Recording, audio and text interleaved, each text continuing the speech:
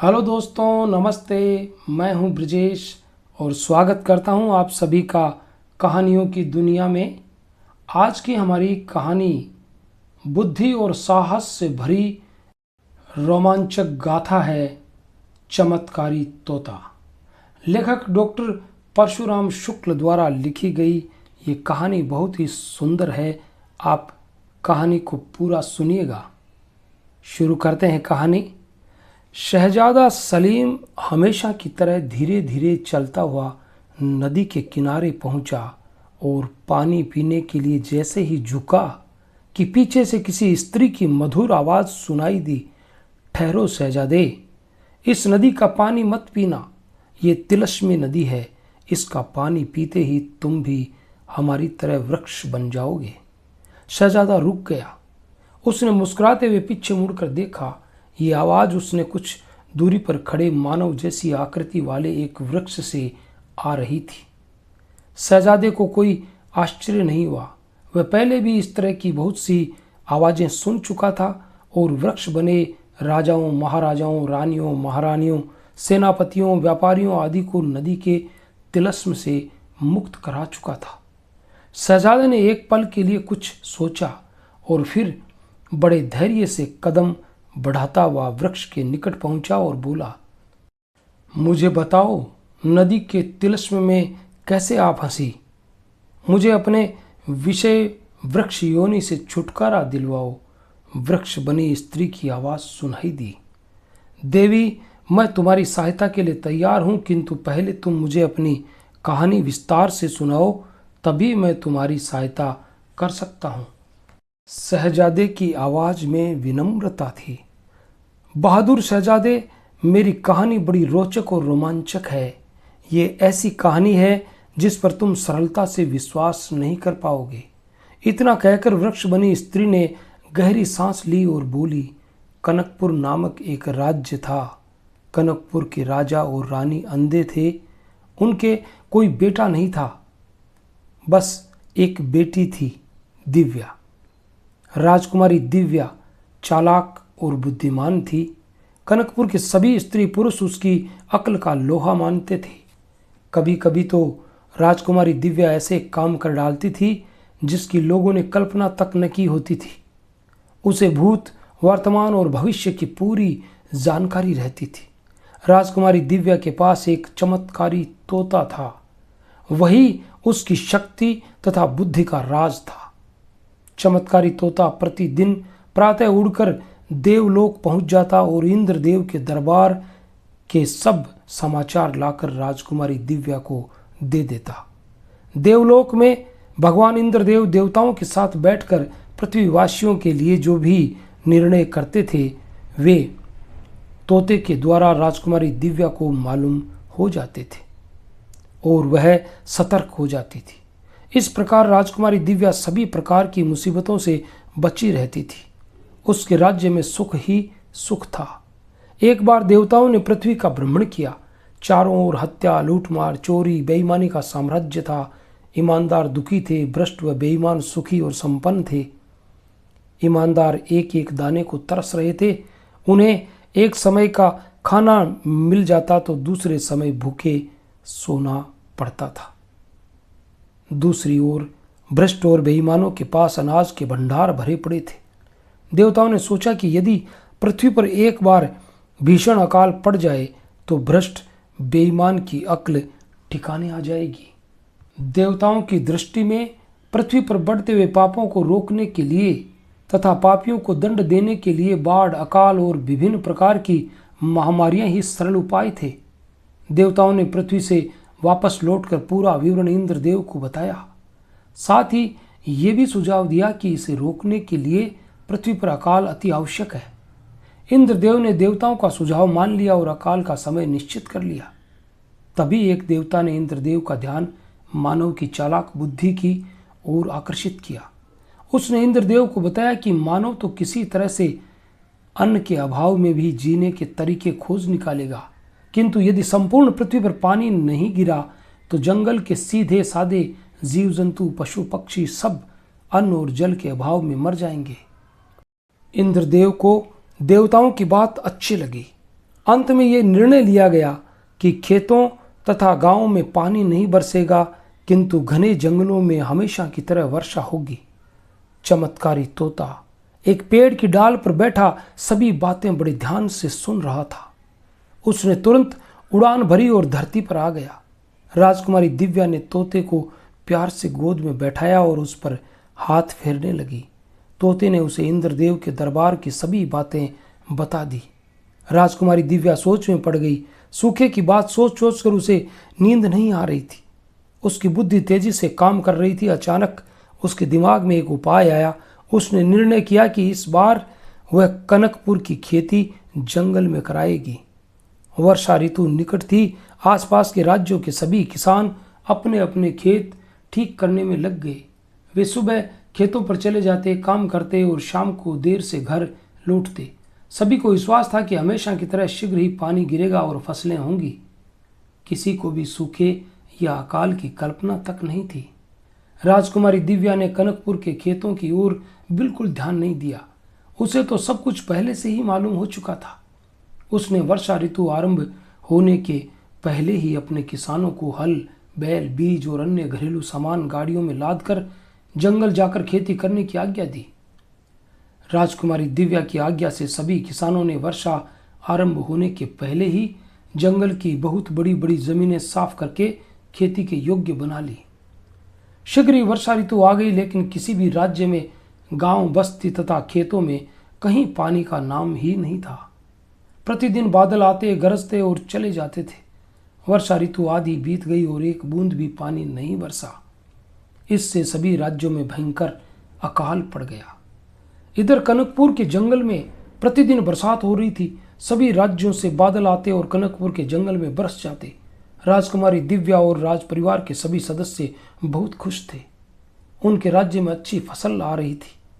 समय आने पर फसल पककर तैयार हो गई और कनकपुर के जंगलों में इस वर्ष पहले से भी अधिक अनाज पैदा हुआ। चमत्कारी तोता अभी भी नियमित रूप से देवलोक के दरबार में जाता था और अपनी राजकुमारी दिव्या को नए नए समाचार देता था।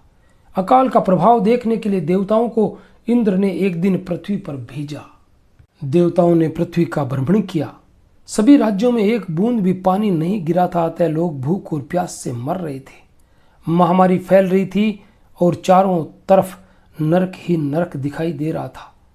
भ्रष्ट और बेईमान लोगों ने अपना अनाज अधिक धन लेकर बेच दिया था, लेकिन अब वे भी अन्न और जल के लिए परेशान थे। संपूर्ण पृथ्वीवासी त्राही त्राही कर रहे थे, किंतु कनकपुर के जंगलों में अच्छी फसल हुई थी। देवताओं को बड़ा आश्चर्य हुआ। उन्होंने सोचा कि कनकपुर में अवश्य ही कोई बुद्धिमान और दूरदर्शी व्यक्ति होगा। इंद्रदेव अन्य देवताओं के साथ इस विषय पर गंभीर चर्चा करते रहे। देवताओं का कहना था कि संपूर्ण पृथ्वी पर अकाल पड़ा है। इस बार पृथ्वी के लिए जितना अनाज निश्चित हुआ है वह सब कनकपुर के जंगलों में चला जाएगा। एक ओर तो पूरी पृथ्वी के लोग भूख से मरेंगे, दूसरी ओर कनकपुर में अनाज का अपार भंडार हो जाएगा। इस प्रकार कनकपुर के लोग सभी पृथ्वीवासियों को अपना दास बना लेंगे। देवताओं में से कुछ तो यहाँ तक कह रहे थे कि यदि कुछ न किया गया तो लोग भगवान और देवताओं को भूल जाएंगे और कनकपुर वालों की ही पूजा करने लगेंगे। इंद्रदेव ने देवताओं की बात ध्यान से सुनी और अंत में ये निर्णय लिया कि कनकपुर के लोग खेत कटवाकर अधिक से अधिक 100 खलियान बनाएंगे। उनके एक खलियान में मात्र एक मुट्ठी अनाज निकलेगा।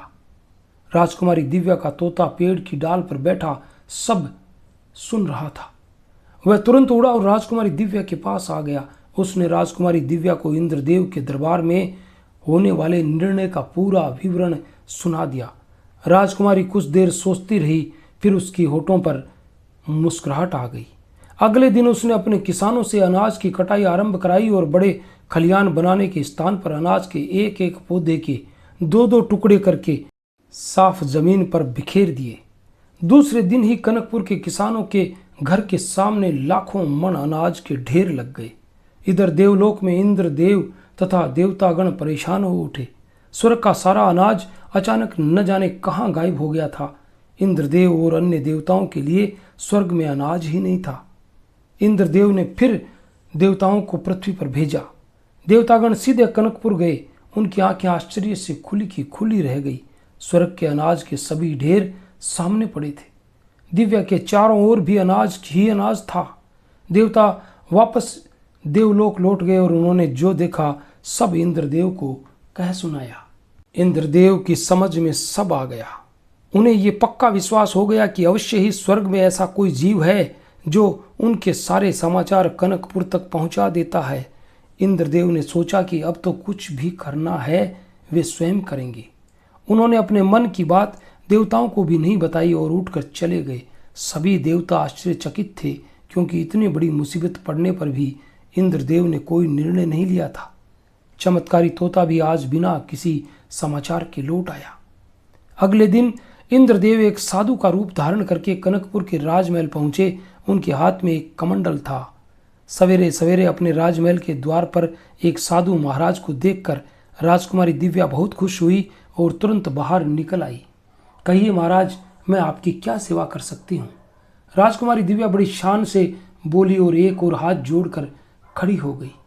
बेटी, मुझे एक कमंडल अनाज चाहिए। क्या तुम मेरा कमंडल अनाज से भर सकती हो? साधु के रूप में इंद्रदेव बोले।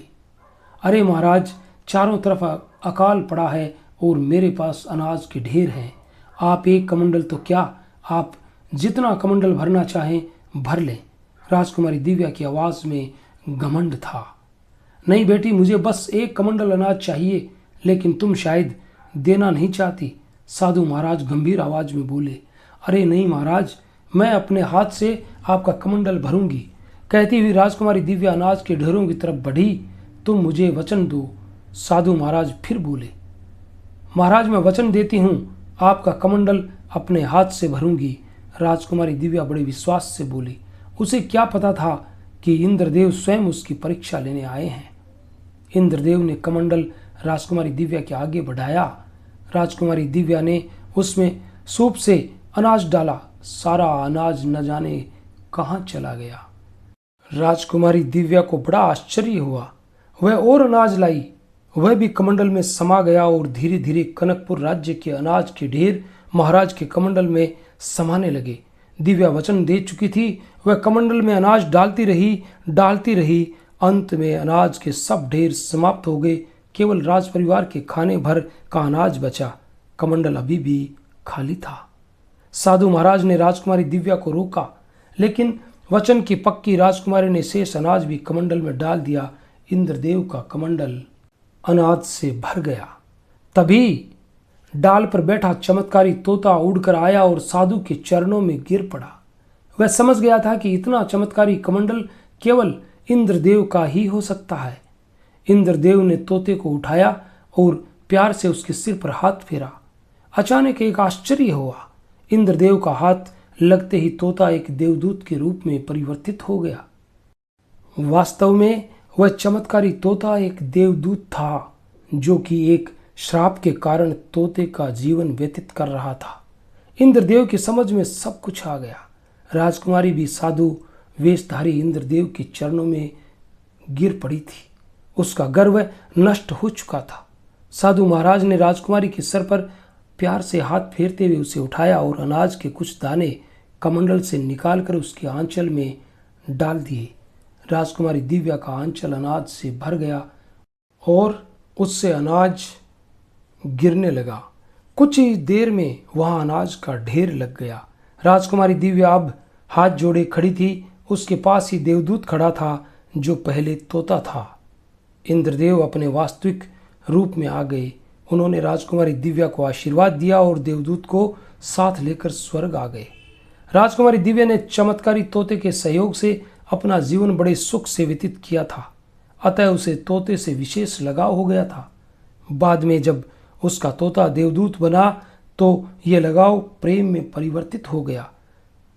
देवराज इंद्र के साथ देवदूत के चले जाने पर वह अपना मानसिक संतुलन खो बैठी और पागलों की तरह भटकने लगी। राजकुमारी दिव्या तिलस्मी नदी के जंगल तक आ गई और फिर इसका पानी पी लेने के कारण वृक्ष बन गई। इतना कहकर वृक्ष बनी स्त्री ने एक गहरी सांस ली और राजकुमारी दिव्या, तुम्हारे साथ तो अन्याय हुआ है। तुमने ऐसा कोई पाप नहीं किया है जिसके लिए तुम्हें इतनी गंभीर सजा मिले। शहजादा सहानुभूति प्रकट करते हुए बोला, बहादुर शहजादे, तुम एक नेक इंसान हो। तुमने बहुत से वृक्ष बने मानवों को नदी के तिलिस्म से आज़ाद कराया है। मुझे पूरा विश्वास है कि तुम मुझे भी नदी के तिलिस्म से मुक्त कराओगे। दिव्या दुखी स्वर में बोली, राजकुमारी दिव्या, तुम दुखी मत हो। मैं तुम्हें नदी के तिलिस्म से अवश्य आज़ाद कराऊंगा, किंतु इसके लिए मुझे तुम ये बताओ कि तुम्हारी मुक्ति किस प्रकार होगी। शहजादा धैर्य बंधाते हुए बोला, बहादुर शहजादे, मेरी मुक्ति के लिए तुम्हें उसी देवदूत को लाना होगा जो किसी समय तोता बनकर मेरे पास रहता था। उस देवदूत के पास एक चमत्कारी ब्रह्मास्त्र है, उसी ब्रह्मास्त्र से मेरी मुक्ति होगी। राजकुमारी दिव्या बोली, ये तो बड़ा कठिन कार्य है। मैं इंद्रलोक किस तरह पहुंचूंगा? और यदि किसी तरह इंद्रलोक पहुंच भी गया तो किसी देवता को धरती पर लाना मेरी शक्ति से बाहर है। शहजादा असमर्थता व्यक्त करता हुआ बोला, नहीं शहजादे, तुम अभी अपनी शक्तियों को नहीं जानते। तुम इंद्रलोक क्या सभी लोकों में जा सकते हो और जो चाहो सो कर सकते हो। तुम्हारे पास अपार शक्तियां हैं। राजकुमारी दिव्या शहजादे को प्रोत्साहित करते हुए बोली, ठीक है राजकुमारी दिव्या, मेरी प्रतीक्षा करना। मैं शीघ्र ही देवदूत के साथ आने का प्रयास करूंगा। तुम्हें वृक्ष योनि से छुटकारा दिलाऊंगा। इतना कहकर शहजादा अपने घोड़े पर सवार हुआ और तेजी से एक ओर चल पड़ा। शहजादा सोच विचार करता हुआ तेजी से आगे बढ़ रहा था। इस बार शहजादे को देवदूत से ब्रह्मास्त्र प्राप्त करने के लिए इंद्रलोक की यात्रा करनी थी। वह धरती पर तो कहीं भी जा सकता था, किंतु इंद्रलोक कैसे पहुंचा जाए, ये एक बहुत बड़ी समस्या थी। शहजादे ने अपना घोड़ा एक घने वृक्ष के नीचे रोका और घोड़े से उतरकर वृक्ष की छाया में बैठ गया। उसे बैठने से भी आराम नहीं मिला तो वह उठकर खड़ा हो गया और इधर उधर चहलकदमी करने लगा। अचानक शहजादे को वन्यापरी की याद आई। वन्यापरी की याद आते ही शहजादे का सिरदर्द गायब हो गया। परियों की राजकुमारी वन्या भी एक बार तिलस्मी नदी का पानी पी लेने के कारण वृक्ष बन गई थी और शहजादे ने उसे वृक्ष योनि से मुक्त कराया था। शहजादे के होठों पर मुस्कुराहट आ गई। उसने अपनी आंखें बंद की और वन्यापरी को याद किया। शहजादा कुछ क्षण अपनी आंखें बंद किए खड़ा रहा। वन्यापरी ने कई बार आवश्यकता पड़ने पर उसकी सहायता की थी। वन्यापरी के पास उड़ने वाला एक कालीन था जिस पर बैठकर ब्रह्मांड में कहीं भी पहुंचा जा सकता था। शहजादे को विश्वास था कि वन्यापरी की सहायता से वह निश्चित रूप से इंद्रलोक पहुंच सकेगा। नेक शहजादे, आंखें खोलो, देखो मैं आ गई। शहजादे के कानों में किसी नारी की मधुर आवाज टकराई। शहजादे ने आंखें खोल दी। उसके सामने सफेद रेशमी कपड़ों में लिपटी वन्यापरी खड़ी थी। प्रातःकाल के स्वर्णिम प्रकाश में वन्यापरी बहुत सुंदर लग रही थी। परियों की राजकुमारी वन्या, आज मुझे फिर से तुम्हारी मदद चाहिए। मैं बहुत परेशान हूँ, इस परेशानी से मुझे तुम ही बचा सकती हो। शहजादा विनम्र स्वर में बोला, बहादुर शहजादे, तुम एक नेक और रहमदिल इंसान हो। तुमने एक दिन अपना जीवन खतरे में डालकर मुझे नदी के तिलिस्म से आज़ाद कराया था। मैं तुम्हारा एहसान कभी नहीं भूल सकती। इतना कहकर वन्यापरी एक पल के लिए रुकी और फिर बोली, कहो शहजादे, मैं तुम्हारी क्या सहायता कर सकती हूँ। सुंदरी वन्या, मुझे वृक्ष बनी एक राजकुमारी को नदी के तिलिस्म से मुक्त कराने के लिए ब्रह्मास्त्र चाहिए।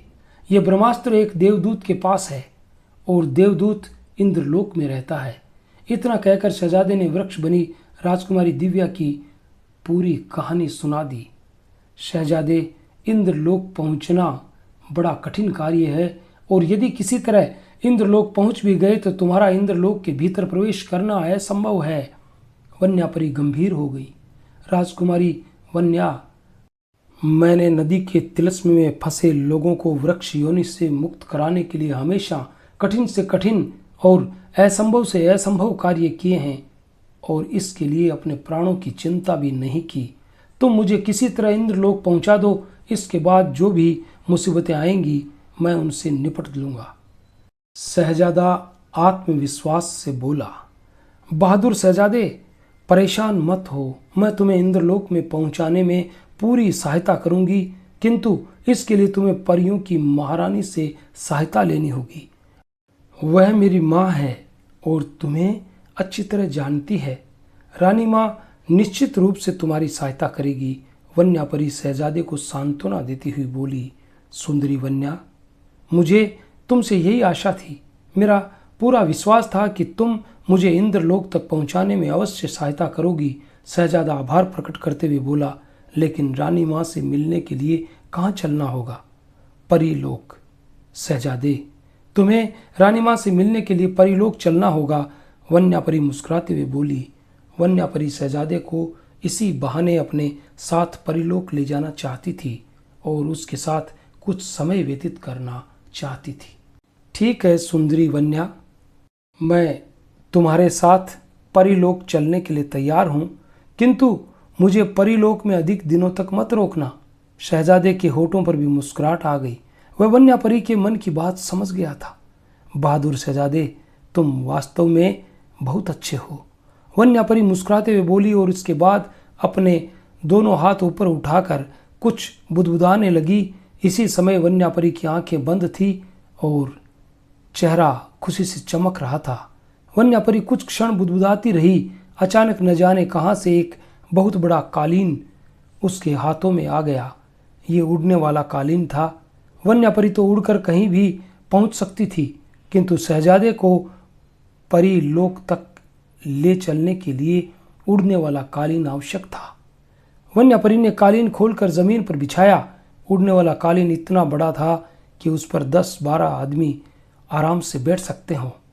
वन्या परी ने कालीन बिछाने के बाद शहजादे की ओर मुस्कुराते हुए देखा और बोली, बहादुर शहजादे, आओ इस कालीन पर आ जाओ, लेकिन तुम परीलोक अपने घोड़े को नहीं ले जा सकते, इसे यहीं छोड़ना होगा। शहजादा पहले भी उड़ने वाले कालीन पर यात्रा कर चुका था। उसने अपने घोड़े को वहीं छोड़ा और कालीन पर सवार हो गया। शहजादे के कालीन पर सवार होते ही वन्या परी ने अपने दाहिने हाथ से एक संकेत किया और इसके साथ ही कालीन परीलोक की ओर उड़ चला। शहजादा वन्या परी के साथ पूरा दिन और रात उड़ता रहा। उसका कालीन कभी चमचमाते हुए ग्रह के पास से गुजरता तो कभी किसी विशाल उल्कापिंड के निकट से गुजरता। शहजादा जब चंद्रमा के पास से निकला तो उसे गोल गोल चमकने वाला चंद्रमा पृथ्वी की तरह लगा। इसी समय शहजादे ने पृथ्वी की ओर देखा तो देखता ही रह गया। पृथ्वी चंद्रमा के समान गोल और चमकदार दिखाई दे रही थी। शहजादे को परीलोक की इस यात्रा में कुछ नए ग्रह और उपग्रह भी मिले। उसने जब इनके विषय में वन्या परी से पूछा तो उसने बताया कि ब्रह्मांड में ग्रहों व नक्षत्रों की स्थिति बदलती रहती है, इसलिए पहली यात्रा में जो ग्रह और उपग्रह मिले थे उनमें से बहुत से इस बार दूर चले गए हैं तथा उनके स्थान पर नए नए ग्रह और उपग्रह आ गए हैं। शहजादा रास्ते भर वन्या परी से ब्रह्मांड और ग्रह उपग्रहों के नक्षत्रों के विषय में चर्चा करता रहा और अगले दिन प्रातःकाल परीलोक आ पहुंचा। परीलोक स्वर्ग जैसा सुंदर था। चारों ओर हरियाली और फूलों से लदे हुए वृक्षों वाले उपवन, राजपथ जैसा साफ सुथरे मार्ग, देवताओं के निवास जैसा आलीशान भवन। उपवनों में हंसती गाती नाचती परियां एक दूसरे से ठिठोली कर रही थी। सभी के मुख पर खुशियां ही खुशियां, न कोई दुखी न कोई अस्वस्थ।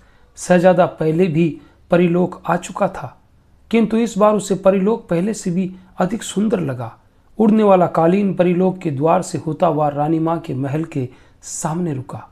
उसके रुकते ही वन्या परी शहजादे के साथ उतरी और रानी माँ के पास चल दी। परियों की महारानी के भवन में प्रवेश करते ही कई परियों ने वन्या और शहजादे का स्वागत किया। कुछ परियां भवन के भीतर मिली। उन्होंने भी मुस्कुराते हुए वन्या एवं शहजादे की ओर देखा और अभिवादन करके एक ओर खड़ी हो गई। सभी परियां पंखहीन थी।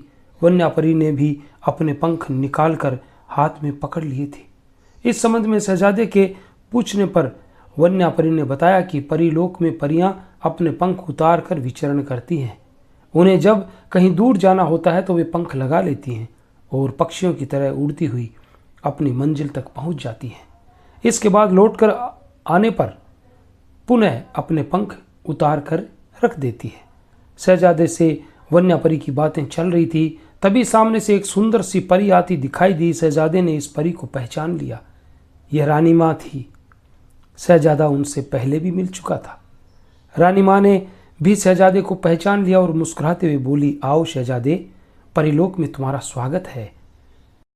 वन्या हमेशा तुम्हारी बातें करती रहती है और आज तुम्हें अपने साथ ले आई। रानी माँ, मैं यहाँ अपने कार्य से आया हूँ। वन्या की तरह ही वृक्ष बनी एक शहजादे की बात अधूरी रह गई। नेक शहजादे, मैं जानती हूँ कि तुम एक महान कार्य में लगे हो, लेकिन अब यहाँ आ गए हो तो थोड़ा सा विश्राम भी कर लो। मुझसे तुम्हारा जो भी कार्य हो सकेगा करूँगी। रानी माँ बड़ी प्यार से शहजादे की बात काटते हुए बोली, रानी माँ, आप शहजादे का कोई काम न करना। यदि शहजादे को काम करना हो तो पहले कुछ दिन परीलोक में हमारे साथ रहे। वन्या परी बोली और खिलखिलाकर हंसती। इस तरह की बातें करते हुए तीनों एक कक्ष में आ गए। शहजादे, ये तुम्हारा कक्ष है, तुम यहीं वन्या के साथ विश्राम करो। आज शाम को मुझे अपनी समस्या बताना। मुझसे जो भी बन पाएगा वह मैं अवश्य करूंगी। कहते हुए रानी माँ वापस लौट गई। वन्या, तुम भी थोड़ा आराम कर लो, इतना रास्ता तय करने से थक गई होंगी, शहजादा बोला। बहादुर शहजादे, परियां थकती नहीं, तुम विश्राम करो। मैं कुछ देर बाद आऊंगी और तुम्हें परीलोक की सैर कराऊंगी। इतना कहकर वन्या भी चली गई। शहजादा काफी थका हुआ था, अतः लेटते ही उसे नींद आ गई। इस शानदार कक्ष और मखमल जैसे कोमल बिस्तर पर शहजादा कब तक सोता रहा, इसका उसे पता ही न चला। किंतु जब वह उठा तो दोपहर हो चुकी थी। शहजादा उठकर बैठ गया और अपने इधर उधर नजर दौड़ाई। वन्या परी उससे कुछ ही दूरी पर खड़ी मुस्कुरा रही थी। वे काफी समय से शहजादे के उठने की प्रतीक्षा कर रही थी। शहजादे, अब शायद तुम्हारी थकान दूर हो गई होगी, उठो, तैयार हो जाओ, अब मैं तुम्हें परीलोक की सैर कराऊंगी, वन्या प्यार भरी आवाज में बोली। शहजादा अब अपने को काफी तरोताजा अनुभव कर रहा था। वह शीघ्र ही तैयार हो गया और वन्या परी के साथ परीलोक की सैर पर निकल पड़ा। शहजादा वन्या परी के साथ शाम तक घूमता रहा। परीलोक बड़ा ही सुंदर था, चारों ओर मनमोहक प्राकृतिक दृश्य थे। बस यहाँ एक ही कमी थी, परीलोक में केवल परियां थी, पुरुष एक भी नहीं था। शहजादा परीलोक की सैर पहले ही कर चुका था, किंतु इस बार उसे घूमने में अधिक आनंद आया। शाम होते ही शहजादा सीधा रानी माँ के पास पहुंचा। रानी माँ उसी की प्रतीक्षा कर रही थी। हाँ शहजादे, अब मुझे पूरी बात बताओ, तुम्हारी क्या समस्या है और मैं इसमें तुम्हारी क्या सहायता कर सकती हूँ, रानी माँ गंभीर स्वर में बोली। रानी माँ, मुझे वृक्ष बनी राजकुमारी को नदी के तिलिस्म से आज़ाद कराने के लिए ब्रह्मास्त्र चाहिए। यह ब्रह्मास्त्र इंद्रलोक के एक देवदूत के पास है। इसके साथ ही शहजादे ने वृक्ष बनी राजकुमारी दिव्या की पूरी कहानी रानी माँ को सुना दी। परियों की महारानी रानी माँ ने शहजादे की कहानी बड़े ध्यान से सुनी और फिर कुछ सोचते हुए बोली, बहादुर शहजादे, मैं तुम्हें इंद्रलोक तक पहुंचा तो सकती हूँ, किंतु इसके बाद तुम्हारी कोई सहायता नहीं कर सकती। इसके साथ ही एक बात और है, इंद्रदेव बड़े क्रोधी हैं, उन्हें अपनी शक्तियों पर बड़ा घमंड है, अतः वे तुम्हें इंद्रलोक में प्रवेश करने के अपराध में कोई कठोर दंड भी दे सकते हैं। इससे तुम परेशानी में पड़ सकते हो। रानी माँ, मैंने जीवन में कभी दुखों और परेशानियों से घबराना नहीं सीखा। आप मुझे इंद्रलोक तक पहुंचाने की व्यवस्था कर दीजिए। मुझे विश्वास है कि इसके बाद ईश्वर जो कुछ भी करेगा अच्छा ही करेगा, शहजादा विनम्रता पूर्वक बोला। रानी माँ, मैं भी शहजादे के साथ इंद्रलोक जाऊंगी, वन्या परी छोटे बच्चे की तरह जिद करते हुए बोली। अभी तक वह रानी माँ के पास खड़ी चुपचाप उनकी बातें सुन रही थी। नहीं बेटी, तुम्हारा इंद्रलोक जाना ठीक नहीं है। इंद्रलोक में रानी माँ की बात पूरी नहीं हो सकी। नहीं रानी माँ, मैं इंद्रलोक अवश्य जाऊंगी। यदि आपने मुझे इंद्रलोक नहीं भेजा तो आज अभी से मैं खाना पीना छोड़ दूंगी और कोप भवन में चली जाऊंगी, वन्या परी ने जिद की। रानी माँ जानती थी कि वन्या बहुत जिद्दी है। वे वन्या को चाहती भी तो बहुत थी। कुछ क्षण सोच विचार करती रही और फिर बोली, ठीक है बेटी, तुम दोनों ही इंद्रलोक चले जाना और एक दूसरे की मदद करना। रानी माँ कहती हुई वन्या बड़े प्यार से रानी माँ से लिपट गई। रानी माँ, हम दोनों कल ही इंद्रलोक के लिए प्रस्थान करना चाहते हैं, क्योंकि मुझे शीघ्र ही पृथ्वी पर लौटना है। शहजादा बोला, इतनी जल्दी शहजादे? मैं चाहती हूँ कि तुम कुछ दिन परिलोक में रहो। और इसके बाद रानी माँ की बात पूरी ना हो सकी। रानी माँ, इस बार मुझे जाने दीजिए। अब जब कभी परिलोक आना होगा तो यहाँ अवश्य रुकूंगा, ये मेरा वादा है। शहजादा रानी माँ की बात काटते हुए बोला। वन्या परी भी चाहती थी कि शहजादा कुछ दिन परिलोक में रहे, किंतु शहजादे के विनम्र अनुरोध को वह टाल न सकी और अगले दिन ही शहजादा वन्या परी के साथ उड़ने वाले कालीन पर सवार होकर इंद्रलोक की ओर उड़ चला। ये कालीन इंद्रलोक नहीं जा सकता था, किंतु रानी माँ ने अपनी शक्तियों से अभिमंत्रित कर के इसे इंद्रलोक पहुंचाने योग्य बना दिया था। शहजादा उड़ने वाले कालीन पर सवार बड़ी तेजी से इंद्रलोक की ओर बढ़ रहा था। रास्ते में पड़ने वाले अनेक रहस्यमय ग्रह, उपग्रह, नक्षत्र पीछे छूटते जा रहे थे। शहजादे के सामने प्रकृति के अनोखे दृश्य थे, किंतु शहजादे का ध्यान उनकी तरफ नहीं था। वह बड़ी तेजी से इंद्रलोक, देवदूत और ब्रह्मास्त्र के विषय में सोच रहा था। उसे बार बार वन्यापरी की भी चिंता हो रही थी। वन्यापरी इंद्रलोक में सुरक्षित नहीं थी। देवराज इंद्र उसके साथ वन्या को भी कोई कठोर दंड दे सकते थे। शहजादा ये सब सोच रहा था, तभी उसके हाथ से एक विचित्र शस्त्र टकराया और उसकी तलवार हाथ से छूटकर अंतरिक्ष में विलीन हो गई। शहजादे सावधान, हम लोग इंद्रलोक पहुंच गए। वह सामने वन्यापरी ने शहजादे से कुछ कहना चाहा, किंतु उसकी आवाज उसकी चीख में दबकर रह गई। शहजादा स्वयं को तलवार के बिना बड़ा असहाय सा अनुभव कर रहा था। उसकी समझ में नहीं आ रहा था कि इंद्रलोक पहुंचने से पहले ही उस पर क्यों आक्रमण हुआ। अचानक वन्यापरी की चीख से शहजादा भी घबरा उठा।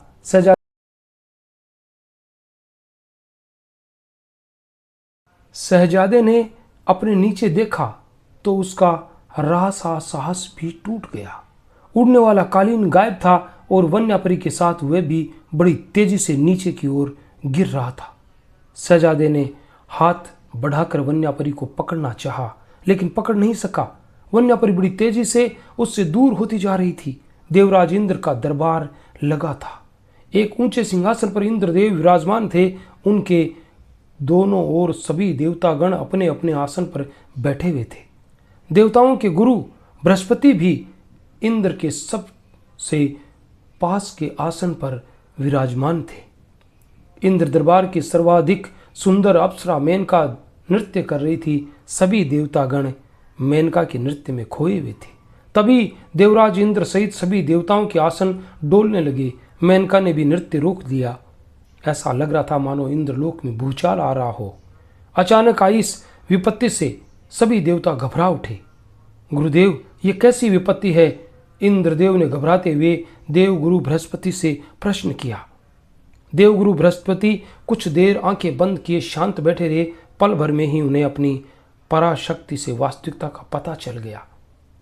ये उठकर खड़े हो गए और बड़ी गंभीर आवाज में बोले, देवराज, पृथ्वी पर मानवता की सेवा करने वाला एक शहजादा और उसके साथी परिलोक की राजकुमारी वन्या को इंद्रलोक के रक्षक द्वारपालों ने ब्रह्मांड में फेंक दिया है।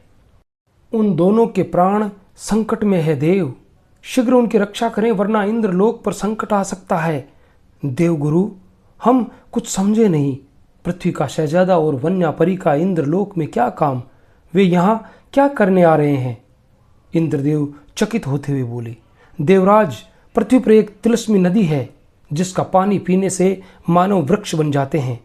इस प्रकार इस नदी के पास अनगिनत लोग वृक्ष मानव बन गए हैं। इन्हीं में से एक है राजकुमारी दिव्या। इतना कहकर देवगुरु कुछ समय के लिए रुके और फिर उन्होंने शहजादे सलीम, वन्यापरी और वृक्ष बनी राजकुमारी दिव्या की पूरी कहानी सुना दी। गुरुदेव, क्या पृथ्वी का साधारण मानव इतना शक्तिशाली हो सकता है कि उस पर विपत्ति आने पर इंद्रलोक कांपने लगे? मैं इस पर विश्वास नहीं कर पा रहा हूं। इंद्रदेव आश्चर्य प्रकट करते हुए बोले, देवराज, शहजादा सलीम साधारण मानव नहीं है। उस पर त्रिदेवों की विशेष कृपा है। आप शीघ्र उसकी रक्षा कीजिए, सहायता कीजिए, वरना अनर्थ हो जाएगा। देवगुरु आदेश से मैं शहजादे और वन्यापरी की इंद्रलोक में पहुंचाने की व्यवस्था कर रहा हूं, किंतु मैं शहजादे का उद्देश्य पूरा करने के पहले उसकी परीक्षा लूंगा। कहते हुए इंद्रदेव खड़े हो गए। देवराज, आपको जो कुछ भी करना है शीघ्र करें, अब विलंब करने का समय नहीं है। देवगुरु बृहस्पति ने आदेश दिया। जो आज्ञा गुरुदेव, आप जैसा कहेंगे वैसा होगा। इतना कहकर देवराज इंद्र ने एक देवदूत को बुलाया और उसे कुछ समझाकर शहजादे और वन्यापरी की सहायता के लिए भेज दिया। यह वही देवदूत था जो किसी समय राजकुमारी दिव्या के पास तोते के रूप में रहता था। जिस समय देवगुरु बृहस्पति राजकुमारी दिव्या की वृक्ष बनने की कहानी सुन रहे थे, उसी समय से वह भाव विह्वल हो रहा था और शहजादे व वन्यापरी की सहायता के लिए जल्दी से जल्दी उनके पास पहुंच जाना चाहता था। देवदूत के पास उसका ब्रह्मास्त्र अभी तक सुरक्षित था।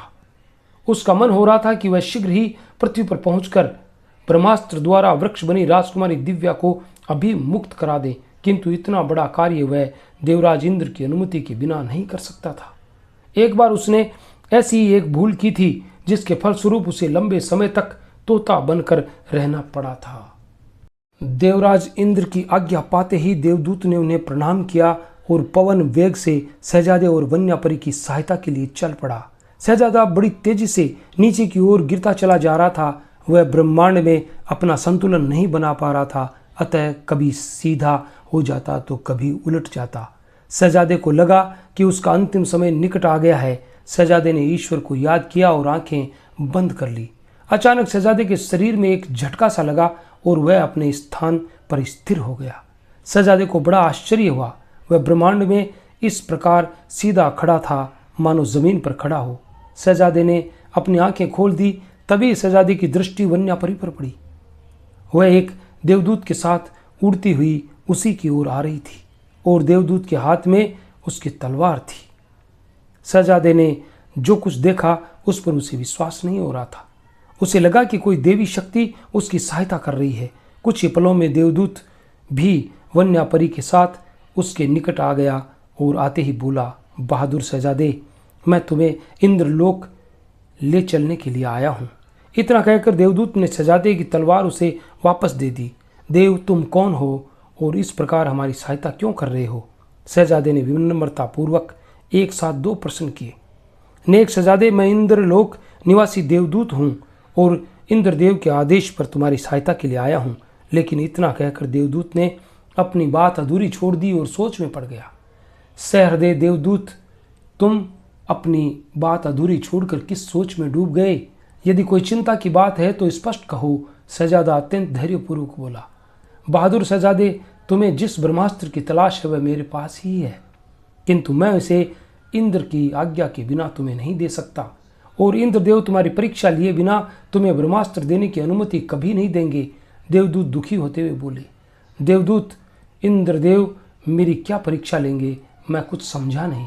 शहजादा आश्चर्य प्रकट करते हुए बोला, बहादुर शहजादे, ब्रह्मास्त्र प्राप्त करने के लिए तुम्हें 3 परीक्षाएं देनी होंगी। पहली, तुम्हें आग पानी का दरिया पार करना होगा तथा तीसरी परीक्षा इंद्रलोक की परम सुंदरी नर्तकी मेनका लेंगी। देवदूत, ये तो बड़ी कठिन परीक्षाएं हैं। इन परीक्षाओं में तो केवल देवता ही सफल हो सकते हैं। मैं तो मानव हूँ, मैं इन परीक्षाओं में किस प्रकार सफल हो सकता हूँ? शहजादा परेशान होते हुए बोला, बहादुर शहजादे, मैं तुम्हें इन तीनों परीक्षाओं से गुजरने का उपाय बता सकता हूँ, किंतु इसके लिए मुझे इंद्रदेव का कोप भाजन बनना पड़ सकता है। देवदूत का स्वर शांत था। सहृदय देवदूत, तुम मेरे लिए परेशान न हो, तुम मुझे इंद्रदेव के पास ले चलो। इंद्रदेव जो भी परीक्षाएं लेंगे मैं देने का प्रयास करूंगा। शहजादा गंभीर स्वर में बोला, शहजादे, तुम एक मानव होकर दूसरों की भलाई के लिए इतने कष्ट उठा रहे हो, तो क्या मैं देवदूत होकर परिणाम चाहे कुछ भी हो? देवदूत उत्तेजित हो उठा। वह कुछ क्षण सोच विचार करता रहा और फिर कहने लगा, शहजादे, इंद्रदेव जब तुम्हें आग पानी का दरिया पार करने के लिए कहें तो तुम इस प्रकार आगे बढ़ना कि तुम्हारा एक पैर आग के दरिया में रहे और दूसरा पानी के दरिया में। इस प्रकार तुम आग पानी का दरिया सरलता से पार कर लोगे। सहृदय देवदूत, इस तरह मैं आग पानी का दरिया तो पार कर लूंगा, किंतु दैत्याकार मायावी पक्षी का वध किस प्रकार करूंगा? शहजादे ने प्रश्न किया। बहादुर शहजादे, दैत्याकार मायावी पक्षी के प्राण उसके मस्तक में है। तुम दैत्याकार पक्षी का वध करने के लिए इंद्रदेव से धनुष बाण ले लेना और किसी तरह दैत्याकार पक्षी के मस्तक का निशाना लगाकर तीर छोड़ना। तुम्हारा तीर दैत्याकार पक्षी के मस्तक पर लगते ही वह समाप्त हो जाएगा। इतना कहकर देवदूत रुका और फिर बोला, शहजादे, इंद्रलोक की नर्तकी मेनका के निकट आने पर तुम उसकी आंख में मत देखना और उसे बहन मेनका कहकर संबोधित करना। इससे मेनका की परीक्षा में तुम सफल हो जाओगे। शहजादे, मेनका की आंखों में गजब की सम्मोहन शक्ति है। यदि तुमने उसकी आंखों में देख लिया तो तुम अपने पर नियंत्रण नहीं रख सकोगे। सहृदय देवदूत, मैं तुम्हारा आभारी हूं। तुमने इंद्रदेव के कोप की चिंता न करके मेरा साथ दिया है। मैं तुम्हारा ये उपकार कभी नहीं भूल सकता। शहजादा आभार प्रकट करते हुए बोला। इसी समय आकाश मार्ग से होता हुआ वन्यापरी का उड़ने वाला कालीन आ गया। शहजादा और वन्यापरी कालीन पर सवार हो गए और उनका कालीन इंद्रलोक की ओर उड़ चला। देवदूत उनके आगे आगे था और उनका मार्गदर्शन कर रहा था। शहजादे और वन्यापरी को देवलोक पहुंचने में अधिक समय नहीं लगा और वे शाम होने के पहले ही देवलोक पहुंच गए। देवदूत शहजादे और वन्यापरी को लेकर सीधा इंद्रदेव के दरबार में पहुंचा। इंद्रदेव और उनके साथी सभी देवता उनकी प्रतीक्षा कर रहे थे। शहजादे और वन्यापरी के पहुंचने पर इंद्रदेव ने उठकर उनका स्वागत किया और फिर काफी समय तक शहजादे से इधर उधर की बातें करते रहे। धीरे धीरे रात का अंधेरा होने लगा। इंद्रदेव संभवतः इसी समय की प्रतीक्षा कर रहे थे। उन्होंने शहजादे को एक बार ऊपर से नीचे तक देखा और फिर बोले, बहादुर शहजादे, ब्रह्मास्त्र एक महत्वपूर्ण शस्त्र है। इसे देने से पूर्व हम तुम्हारी परीक्षा लेंगे। देवराज, आप महान हैं। आप जो भी करेंगे मेरे और मानव जाति के हित के लिए करेंगे, ये मेरा विश्वास है। मैं वृक्ष मानवों को मुक्त कराने के लिए कठिन से कठिन परीक्षा देने को तैयार हूँ। शहजादा विनम्र भाव से बोला, ठीक है शहजादे, वह सामने जो आग का दरिया बह रहा है उसी के पास पानी का दरिया है। आग और पानी के दरिया की दूसरी ओर एक दैत्याकार पक्षी है। मुझे दैत्याकार पक्षी का सिर लाकर दे दो तो मैं तुम्हें ब्रह्मास्त्र दे सकता हूँ। इंद्रदेव गंभीर स्वर में बोले, जो आज्ञा देवराज, किंतु दैत्याकार पक्षी से युद्ध करने के लिए मुझे धनुष बाण चाहिए। शहजादा बोला। इंद्रदेव एक पल के लिए सोच में पड़ गए, किंतु उन्होंने अधिक कुछ नहीं सोचा और अपने कंधे से धनुष उतार कर शहजादे को दे दिया। इंद्रदेव ने धनुष के साथ ही कुछ बाण भी शहजादे को दिए और फिर शहजादे को डराते हुए बोले, शहजादे, अभी विचार कर लो। तुम जो परीक्षा देने जा रहे हो उसमें तुम्हारे प्राण भी जा सकते हैं। देवराज, प्राण तो एक दिन जाने ही हैं। मैं पृथ्वीवासी हूँ और प्रत्येक पृथ्वीवासी को एक दिन मरना पड़ता है। जब मरना ही है तो भय कैसा। मैं बड़ी खुशी से परीक्षा देने के लिए तैयार हूँ। शहजादा निर्भय होकर बोला और आग दरिया की ओर चला गया। शहजादा एक हाथ में अपनी तलवार पकड़े और कंधे पर धनुष टांगे हुए आग पानी के दरिया तक पहुंचा। आग के दरिया में बड़े बड़े अंगारे दहक रहे थे और उसे देखने से ऐसा लग रहा था मानो उसके निकट जाते ही वह जलकर राख हो जाएगा। आग के दरिया से मिला हुआ ही पानी का दरिया था, लेकिन पानी के दरिया में कोई हलचल नहीं थी। शहजादे ने आंखें बंद करके ईश्वर को याद किया और अपना एक पैर आग के दरिया में रख दिया। आग के दरिया में पैर रखते ही शहजादे को लगा कि उसके पूरे शरीर में आग लग गई है। उसका शरीर गर्म लोहे की तरह तपने लगा और अंगारे की तरह लाल हो गया, किंतु यह स्थिति अधिक देर तक नहीं थी। शहजादे ने जैसे ही अपना दूसरा पैर पानी के दरिया में रखा, वैसे ही उसकी सारी गर्मी शांत हो गई और वह अपने को पहले की तरह अनुभव करने लगा। शहजादे को आग के दरिया में दूसरा पैर रखने पर पुनः तेज गर्मी लगी, किंतु वह तभी अगले पल ही पानी के दरिया में पैर रखते ही शांत हो गई। इस प्रकार शहजादा तेजी से कदम बढ़ाता हुआ आग का दरिया पार कर गया। शहजादे ने अभी आग का दरिया पार किया ही था कि उसके कानों में एक भयानक अट्टहास गूंजा। शहजादा सावधान हो गया। उसने इधर उधर नजरें दौड़ाई तो कांप उठा। उससे कुछ ही दूरी पर बैठा एक भयानक दैत्याकार पक्षी अट्टहास करता हुआ उसी की ओर बढ़ रहा था। शहजादा इस पक्षी के विषय में पहले से ही जानता था, किंतु भूल से उसने अपनी तलवार संभाली और एक भरपूर वार भयानक पक्षी पर किया। शहजादे की तलवार पक्षी के वक्ष से टकराई, किंतु तलवार का पक्षी पर कोई प्रभाव नहीं पड़ा। इसके साथ ही पक्षी तलवार की चोट से क्रोधित हो उठा और उसने शहजादे को अपनी चोंच में पकड़कर उछाल दिया। शहजादे को अब अपनी भूल का एहसास हुआ। वह हवा में लहराता हुआ नीचे गिरा और गिरते ही उसने पक्षी के मस्तक का निशाना लगाकर एक बाण छोड़ दिया। शहजादे ने ठीक समय पर बाण छोड़ा था। यदि उसे बाण छोड़ने में पल भर की भी देर हो जाती तो भयानक पक्षी उसे आग के दरिया में फेंक देता, जिससे बचना असंभव था। शहजादे का निशाना अचूक था। उसका बाण भयानक पक्षी के मस्तक पर लगा, जिससे कुछ ही देर में उसके प्राण पखेरु उड़ गए। शहजादे ने भयानक पक्षी का वध करने के बाद पीछे मुड़कर देखा तो देखता ही रह गया। आग पानी का दरिया गायब था और उससे कुछ ही दूरी पर देवराज इंद्र अपने साथी देवताओं के साथ खड़े मुस्कुरा रहे थे। शहजादे, हम तुमसे प्रसन्न हैं। तुम दोनों परीक्षाओं में सफल रहे। आज की रात तुम इस लोक में विश्राम करो और कल प्रातः होते ही ब्रह्मास्त्र के साथ पृथ्वी लोक पर लौट जाना। इतना कहकर देवराज कुछ पल के लिए रुके और फिर निकट खड़ी देवलोक की सर्वाधिक सुंदर नर्तकी मेनका की ओर देखकर बोले, देवी, शहजादे को अपने साथ ले जाओ। इन्हें देवलोक का भ्रमण कराओ और इनके विश्राम की व्यवस्था करो। जो आज्ञा देव, मेनका मुस्कुराते हुए बोली। उसकी आवाज इतनी मधुर थी मानो सितार के तार झंकृत हुए हों। इसके बाद मेनका शहजादे की ओर बढ़ी और मधुर वाणी में बोली, आओ शहजादे, हम तुम्हें स्वर्ग से भी सुंदर देवलोक की सैर कराएंगे। बहन मेनका, मेरा स्वर्ग धरती पर है। मुझे नदी के तिलस्म में फंसे अनगिनत वृक्ष मानवों को नदी के तिलस्म से मुक्त कराना है।